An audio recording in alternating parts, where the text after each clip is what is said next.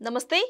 Welcome to our channel. నేను మీ శాలిని. ఈ రోజున కూటమి ప్రభుత్వం ఏపీ రాష్ట్రాన్ని ఏ విధంగా అభివృద్ధి చేస్తున్నారో, ఏ విధంగా పెట్టుబడులు తీసుకొస్తున్నారో, గూగుల్ డేటా సెంటర్ తీసుకొచ్చారనేది అంశాలు అందరికీ తెలిసిందే. అయితే ఇక్కడ Jaganmohan Reddy Google data centre నేనే తీసుకొచ్చాను, నేను తీసుకొచ్చింది మీరు ప్రచారం చేసుకుంటున్నారని కూటమి ప్రభుత్వం మీద దుష్ప్రచారం చేస్తున్నాడు. ఏ అంశాలను చర్చించే ముందు స్టూడియోలో ఉన్నారు అనలిస్ట్ షణ్ముఖ్ గారు ఉన్నారు. వారిని అడిగి విషయాలను తెలుసుకునే ప్రయత్నం చేద్దాం. షణ్ముఖ్ గారు నమస్కారం. నమస్కారం అండి. ఈరోజు గూగుల్ డేటా సెంటర్ ఏపీలో తీసుకొస్తే సీఎం చంద్రబాబు నాయుడు గారు, జగన్మోహన్ రెడ్డి ఏమో నేను తీసుకొచ్చింది మీరు ప్రచారం చేస్తున్నారని దుష్ప్రచారం చేస్తున్నారు. ఇది ఎంతవరకు వాస్తవం అంటే ఏం చెప్తారు? జగన్మోహన్ రెడ్డి గారు సరే విమర్శించారు, ఒక ఆరోపణ గుడ్డ కాల్చి ముఖాన్ని వేశారు. మరి ఇప్పుడు నిజమేంది అబద్ధమేంది అనేది చెప్తాం ఖచ్చితంగా. దానికంటే ముందు ఈరోజు గత 5 ఏళ్ల పరిపాలనా కాలంలో అంటే జగన్మోహన్ రెడ్డి గారు ముఖ్యమంత్రిగా ఉన్నటువంటి సమయంలో ఎన్ని యూనివర్సిటీల పేరు మార్చారు, ఎన్ని పథకాల పేర్లు మార్చారు, ఎన్ని స్టేడియంల పేర్లు మార్చారు. లాస్ట్కు కేంద్ర ప్రభుత్వము, రాష్ట్ర ప్రభుత్వము, ఇరు రాష్ట్ర ప్రభుత్వాలు కలిపి కట్టినటువంటి టిట్కో ఇళ్ళకి రంగులు వేసినటువంటి చరిత్ర ఎవరిదండి? ఆ రంగులు వేసి పోని ఆ లబ్ధిదారులకైనా అందించారా అంటే తుప్పు పట్టినటువంటి పరిస్థితి గత 5 ఏళ్లలో. ఒక్క కదిరి నియోజకవర్గంలోనే కదిరి నుంచి గోరంట్లకు వెళ్ళేటువంటి రోడ్డుకే టిట్కో ఇల్లు కట్టారండి. కొన్ని వందల ఇళ్ళు అపార్ట్మెంటుల్లా కడితే కనీసం ఒక లబ్ధిదారికి ఇచ్చినటువంటి దాఖలాలు లేవు. అంటే జగన్మోహన్ రెడ్డి గారు ఈరోజు డేటా సెంటర్ తెచ్చిందేది నేనే, అగ్రిమెంట్ చేసింది నేనే అంటున్నారు. ఈరోజు జగన్మోహన్ రెడ్డి గారి హయాంలో ఒప్పందం చేసుకునేది ఎన్ని మెగావాట్లకండి? అదాని డేటా సెంటర్ నేనే తెచ్చినాను అంటున్నారు. మరి ఎందుకు పెట్టనట్లు? 2020లో మేము అగ్రిమెంట్ చేసుకున్నాము అంటున్నారు. మీరు ఎప్పుడు దిగిపోయిండేది? 2024. మరి 24 కల్లా ఎందుకు ఎస్టాబ్లిష్మెంట్ కాలేకపోయింది? సరే, రాప్తాడులో ఉన్నటువంటి జాకీ పరిశ్రమ, ఆ జాకీ పరిశ్రమ ద్వారా ఉమ్మడి అనంతపూర్ జిల్లాలో దాదాపు 2000 మందికి ఉద్యోగ కల్పన జరుగుతుంది, ఉపాధి కల్పన జరుగుతుంది. మరి ఆ 2000 మందికి మరి రాయలసీమ ముద్దు బిడ్డవి కాదనట్లేదు.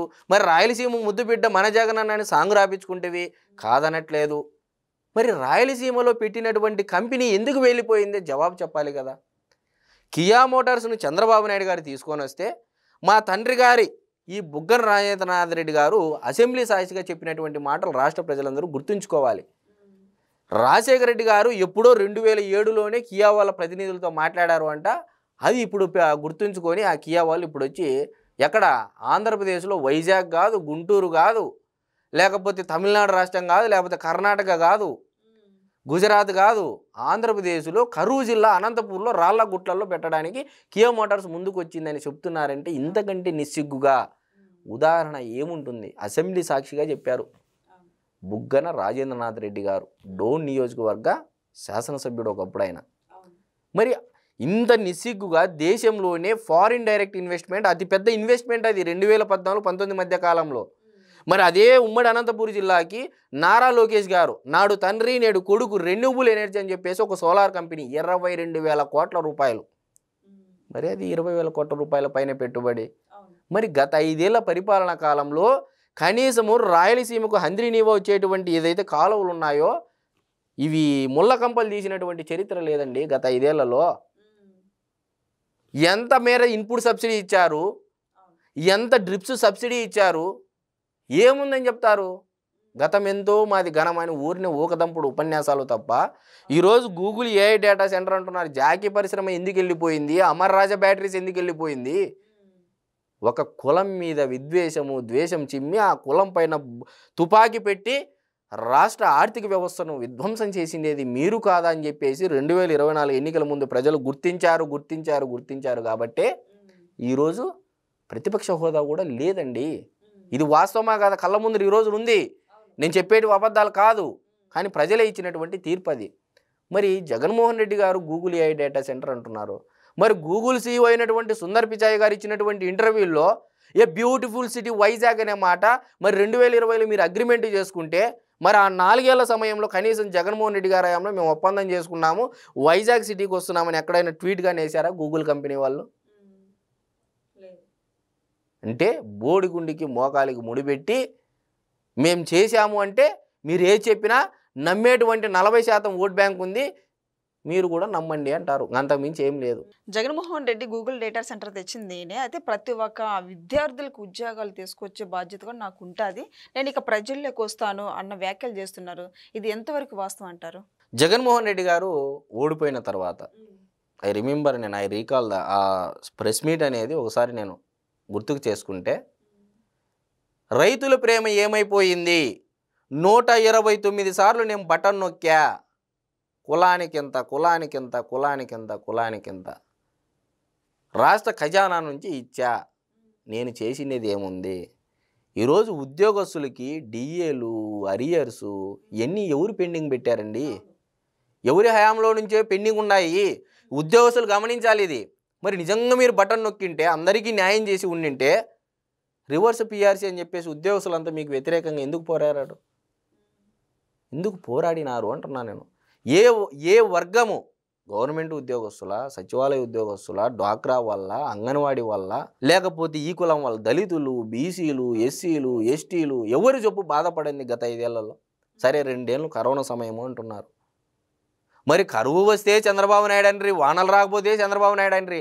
ఈరోజు రాయలసీమలో నిల్వ కెపాసిటీ 167 టీఎంసీలు అనుకుంటే మొత్తం జలాశయాలన్నీ ఈరోజు 135 టీఎంసీలు స్టోరేజ్ చేసినటువంటి ఘనత కూటమి ప్రభుత్వానికి దక్కుతుంది. మరి గత 5 ఏళ్లలో మీరు ఎందుకు చేయలేకపోయారు నిలువ నీళ్లు? మళ్ళీ 2021-22 సీజన్లో దాదాపు 2300 టీఎంసీల నీళ్లు కేవలం కృష్ణానది పరివాహక ప్రాంతంలో కిందికి సముద్రంలోకి పోయినాయి. మరి రాయలసీమకి ఎందుకు మీరు తీయాలి అంటే, అంద్రినీవా, గాలేరు నగరి, తెలుగు గంగలో ఉన్నటువంటి కాలువల పూడిక తీత కూడా తీయలేనటువంటి దౌర్భాగ్య స్థితిలో గత ప్రభుత్వము పరిపాలన చేసిందని ప్రజలు గుర్తించారు. రాయలసీమ ప్రజలు గుర్తించారు కాబట్టి 52 నియోజకవర్గాల్లో ఎన్ని సీట్లలో ఓడిపోయింది గమనించాలి ప్రజలు. 8 జిల్లాల్లో క్లీన్ స్వీప్ కూటమి ప్రభుత్వము. 8 జిల్లాల్లో అసలు వైఎస్ఆర్సీపీ పార్టీ లేదు అంటే దాని అర్థం ఏంది? ప్రజలు పూర్తిగా తిరస్కరించారు.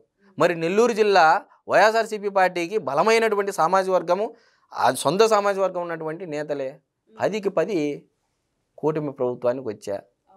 అనంతపూర్ జిల్లా క్లీన్ స్వీప్. అసలు ఉమ్మడి కడప జిల్లాలోనే 10 స్థానాలకు కానీ 7 స్థానాలు గెలుపొందింది.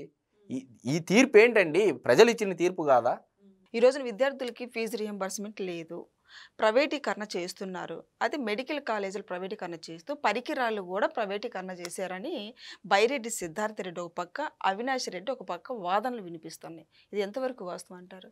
మెడికల్ కాలేజీలు, ప్రభుత్వ ఆసుపత్రులు ఈ రెండు అటాచ్డ్గా కేంద్ర ప్రభుత్వానికి జగన్మోహన్ రెడ్డి గారు 17 కళాశాలలకు పెడితే నాబార్డు నుంచి తెచ్చినటువంటి అప్పు ఎంతండి? ఒక కాలేజీకి 500 కోట్ల రూపాయలు అనుకుంటే 17 కాలేజీలకు గాను 8,500 కోట్ల రూపాయలు సుమారుగా.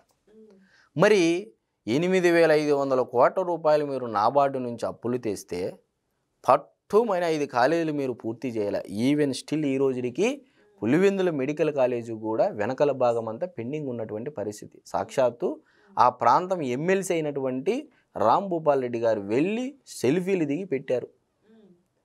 ప్రతి ఒక్క వాళ్ళు ఏదైతే మెడికల్ కాలేజ్ కట్టామని చెప్తున్నారో ఆ మెడికల్ కాలేజ్ దగ్గరికి వెళ్ళి మొండి గోడలు కనపడుతున్నాయి. మరి ఈ డబ్బు అంతా ఎక్కడ పోయింది అంటున్నా. మరి జగన్మోహన్ రెడ్డి గారి హయాంలో 133, 107, 108 జీవోలు ఇచ్చారు. అంతకుముందు చంద్రబాబు నాయుడు గారి హయాంలో ప్రభుత్వ మెడికల్ కాలేజీలో 50% అంటే మామూలుగా పేదలకు ఏదైతే ఉందో గవర్నమెంట్ పరీక్ష ద్వారా మెరిట్ స్టూడెంట్స్కి ఇవ్వడం జరుగుతుంది. మిగిలినటువంటి బి కేటగిరీ, సి కేటగిరీ ప్రభుత్వం ఆ కాలేజీ మెయింటెనెన్స్ చేయడం కోసము 107, 108, 133 జీవో తెచ్చినది మీరే కదా ఫీజులు పెంచుకోవడానికి. ఏది? B category, C category. మరి ఇది ఎందుకు చెప్పట్లేదు వైఎస్ఆర్సీపీ పార్టీ వాళ్ళు? మరి ఈ అప్పంతా ఎక్కడ పోయింది? ఈరోజు ఫీజు 4 అంటున్నారు విద్యార్థులకు అని. మరి నిజంగా 3,000 కోట్ల రూపాయలకు పైగా బకాయిలు పెట్టిపోతే జగన్మోహన్ రెడ్డి గారు 5 ఏళ్లలో దాదాపు ఆర్థిక మంత్రి పయ్యావుల కేశవ్ గారు మార్కెట్ బారోయింగ్స్ కాకోకుండా, అంటే అప్పు పెట్టి కార్పొరేషన్లు పెట్టి ఇవి కాకోకుండా, మద్యం ఆదాయము ఆశలు పెట్టి తాకట్టు కాకుండా కేవలం గవర్నమెంట్ సావనీటి కింద చేసినటువంటి అప్పులే 6 లక్షల కోట్లు ఉంది. మిగిలినది 3 లక్షల కోట్ల పైన, అంటే దగ్గర 10 లక్షల కోట్లు అనుకోని. ఇది 10 లక్షల కోట్లు అప్పు చేసి ఈరోజు ఎంత వడ్డీలు కట్టాలి? ఏంది రివర్స్ టెండరింగ్ అండి? పోలవరం డ్యామ్ అయిందా? లేదు. పోనీ రివర్స్ టెండరింగ్ అనరి, ఏమన్నా గవర్నమెంట్ ఖజానాకు డబ్బులు పడింటే ఎందుకు అంత అప్పులు చేశారు గత 5 ఏళ్లలో? అంటే బకాయిలు పెట్టేది మీరే, బకాయిలు తీర్చలేదని చెప్పేసి ధర్నాలు చేసేది మీరే. అంటే ప్రజలు ఒక రకంగా కూడా మీకు కనపడట్లే. ఈరోజు ఫీజు రింబర్స్మెంట్లో చూడండి, మరి అదేవిధంగా ఉద్యోగులకు సంబంధించినటువంటి డిఏలు కానీ టీఏలు కానీ ఏదన్నా చూసుకోండి. మరి గత 5 ఏళ్లలో ఎంతమంది పోలీసు శాఖకు సంబంధించినటువంటి అధికారులను వీఆర్లో పెట్టారండి? ఏబి వెంకటేశ్వరరావు అంటే ఒక సీనియర్ ఆఫీసర్కి, ఏబీవీ గారికి, ఒక సీనియర్ ఐపీఎస్ ఆఫీసర్కి వీఆర్లో పెట్టి సగం జీతం కూడా ఇవ్వకపోతే ఆయన సుప్రీంకోర్టుకి వెళ్ళి తెచ్చినా కూడా మళ్ళీ సస్పెన్షన్ చేశారండి. మరి ఏంటిది? అంటే మీరు చేస్తే సంసారం, ఇక్కడ ఆధారాలతో చట్టబద్ధంగా ఎవరైతే చట్టాన్ని ఉల్లంఘించి పనిచేశారో వాళ్ళపైన చర్యలు తీసుకుంటే దుమ్మెత్తి పోస్తున్నారు. కాబట్టి ఆ దుమ్ము మీ మీదే పడుతుంది తప్ప ఈరోజు గుడ్డ కాల్చి ముఖాన వేస్తే ప్రజలకి ఏంది తెలియదు అనుకుంటే మీ అంత అమాయకులు లేరు. ప్రజలన్నీ సున్నితంగా గమనిస్తున్నారు ఎవరు ఏంటి ఎలా అనేది. మరి ఈ విధంగా వైసీపీ వాళ్ళందరూ ట్రోల్ చేస్తున్నారు. కూటమి ప్రభుత్వం ఏ విధంగా చర్యలు తీసుకోబోతుందంటే ఏం చెప్తారు? ఏం చర్యలు తీసుకుంటుందంటే ఒకవైపు అభివృద్ధి, కూటమి ప్రభుత్వానికి ఉన్నటువంటి ఇచ్చినటువంటి సూపర్ 6 హామీలు, ఆ ప్రాసెస్లో ఈరోజు ఆర్థిక విధ్వంసం జరిగిన తర్వాత కేంద్ర ప్రభుత్వము మనపై ఆధారపడినటువంటి పరిస్థితుల్లో పోలవరం ప్రాజెక్టు వాళ్ళకి గ్రాంట్ తెప్పించుకున్నారు, అమరావతికి, మెట్రో ప్రాజెక్టులకి, రైల్వేలు, స్టీల్ ప్లాంటులకు సంబంధించి ఆర్సెల్ఆర్ Mittal company, Bhogapuram international airport నిధులు, ఇట్లా చెప్పుకుంటూ పోతే సెంట్రల్ యూనివర్సిటీలకు సంబంధించి, కేంద్ర విశ్వవిద్యాలయాలకు సంబంధించి ఒకటా రెండా ఈరోజు కేంద్ర ప్రభుత్వం నుంచి ఎన్ని రావాలో ఒక్కో శాఖకు ఒక్కో ఇన్ఛార్జిని పెట్టేసి ఒక ఎంపీని దీంట్లో ఏమేం కావాలో తిరగండి చేయండి అని చెప్పేసి ఒత్తిడి తెస్తున్నారు. ఈరోజు గుంటూరు ఎంపీ పెమ్మసాని చంద్రశేఖర్ గారు ఆయన పార్లమెంట్లో చూడిపోండి, ఫ్లైఓవర్లు మొత్తం కేంద్ర ప్రభుత్వ నిధులతో చేసేస్తున్నాడు ఆయన. మరి ఇవన్నీ ఏం కనపరావా జనాలకి? కాబట్టి ఈరోజు ఏదో జగన్మోహన్ రెడ్డి గారు ప్రజల్లోకి వచ్చి ఏదో గుడ్డ కాల్చి ముఖాన్ని వేయాలనుకుంటే పాదయాత్ర అనేది ఒకసారి సక్సెస్ అవుతుంది. ఇప్పుడు ఏ ఎలక్షన్తో, గతంలో అంటే రాజశేఖర రెడ్డి గారి యొక్క వారసత్వం, రాజశేఖర రెడ్డి గారి యొక్క కుమారుడు, ఒక్క ఛాన్సు, సో ఆనాడు పరిస్థితులన్నీ మీకు అనుకూలించాయి. సో ఈనాడు ఏంది, కూటమి ప్రభుత్వం సూపర్ 6 హామీలు ఇస్తుంది, కంపెనీలు ఇప్పటిదాకా 10 లక్షల కోట్లు ఎంఓఏలు చేసుకున్నారు, తద్వారా 7 లక్షల మందికి పైగా ఉద్యోగ అవకాశాలు ప్రభుత్వ అధికారులు ఇచ్చినటువంటి గణాంకాల ప్రకారము.